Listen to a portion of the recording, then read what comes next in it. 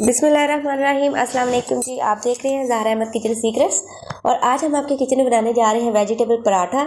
समोसा उसका बनाएंगे और उसके बाद बनाएंगे इसका पराठा, यानी कि किस तरीके से हम इसको लेयर्स पराठे को बंद पराठा बनाएंगे। ठीक है, और इतना मज़ेदार ये पराठा होता है कि ये गोभी, आलू, मूली हर किस्म के पराठे को पीछे छोड़ देगा। तो आपने क्या करना है, सबसे पहले जो सब्ज़ी बनाई होगी आपने वो ले लेनी है। सब्ज़ी आप किसी भी किस्म की आपने बनाई है ना, तो वो आप ले लें। उसको आपने मैश कर लेना है किसी मैशर की मदद से या फॉक की मदद से। ठीक है, फॉक से बहुत इजीली जो है वो मैश हो जाता है। उसके बाद आपने बनाना है पेड़ा और उसको बेल लेना है। ठीक है, एक जितनी रोटी आप बनाते हैं ना उस साइज़ का आपने इसको बेल लेना। ठीक है, उसके ऊपर आपने रखनी है सब्जियां और इसको कर लेना है मैश। और उसके साथ साथ अगर आप हमारे चैनल पर नए हैं तो काइंडली चैनल को जल्दी से सब्सक्राइब कर दीजिए, इससे हमें मोटिवेशन मिलती है, हमारी हौसला अफजाई होती है। अल्लाह पाक आपको इसका अजर अज़ीम दे, आमीन।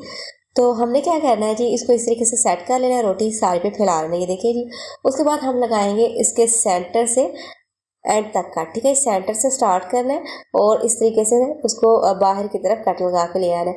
उसके बाद आपने इसको इस तरीके से बेलते जाना है और कोशिश करनी है कि इसके जो ऊपर वाले एजेस हैं वो आप बराबर रखें। ठीक है, तो इस तरीके से। ठीक है जी, ये आपने पहले कोन बना लेनी है। ठीक है, फिर बाद में इसका समोसा किस तरह बनाना है वो मैं आपको बताती हूँ जी। यहाँ से हम इसको पकड़ेंगे और इस तरीके से एक फिंगर से नीचे उसको दबाते जाएंगे। ठीक है, सेंटर वाले को, और साइड्स की उसकी इस तरह प्रेस करते जाएंगे। वो इससे क्या होगा कि वो ये देखें बिल्कुल बंद हो जाएगा, सील हो जाएगा आपका पराठा। ठीक है, इसको इस तरीके से हम सारे को सील कर लेंगे। मैं आपको दिखाती हूँ जी, बहुत आसान है इस तरीके से। तो इस तरीके से आप किसी भी किस्म की फिलिंग का पराठा बना सकते हैं, मूली का, आलू का, गोभी का।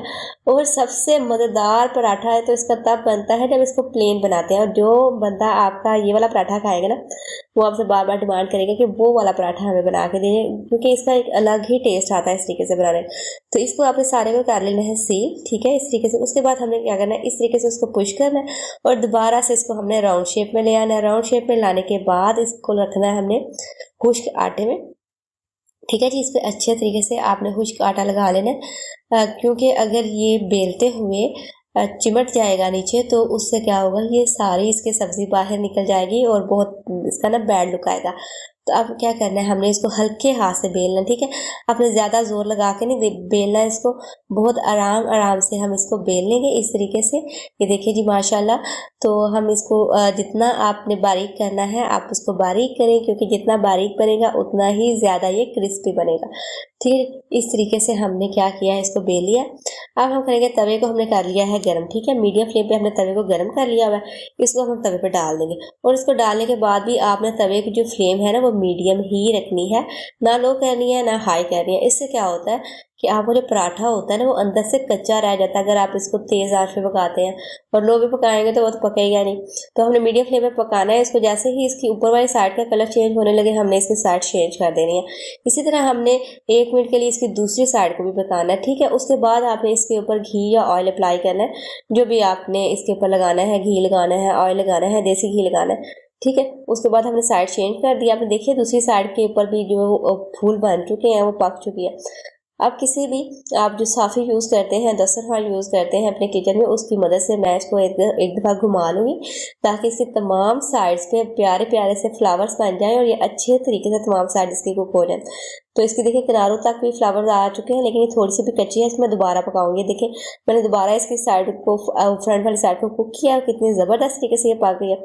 अब इसको निकालेंगे हम साइड पे और इस पर रखेंगे देसी घी या आप मक्खन रखें, जो भी आपको पसंद है ना, देसी घी या मक्खन, उसके साथ आप इसकी सर्विंग करें। साथ में आप दही ले लें, अचार लेना तो वो ले लें, और आप यकीन माने इतना आप इसको एंजॉय करेंगे, आपको इतना ये खा के मज़ा आएगा कि आप दुआएं देंगे और कहेंगे कि इससे पहले हमें आपने ये रेसिपी, ये पराठा बनाना क्यों नहीं सिखाया।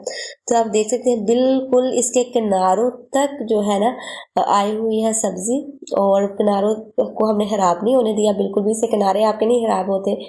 और अब ये देखिए इस तरीके से आपने खा लेना है इसको उतार के, निकाल के। ठीक है जी, तो ये देखिए जी, अभी इसको लगाएं, फिर देसी घी साथ में, अचार लगाना है वो लगाएं, दही लगाना है वो लगाएं। और वीडियो अच्छी लगे तो जल्दी से लाइक कीजिए, चैनल पर नए हैं चैनल को सब्सक्राइब कीजिए, फ्रेंड्स और फैमिली के साथ शेयर कीजिए। इंशाल्लाह नेक्स्ट वीडियो में हाजिर होंगे एक नई रेसिपी के साथ। तब तक रखिएगा अपना ढेर सारा ख्याल और मुझे रखिएगा दुआ में याद। अल्लाह हाफिज़।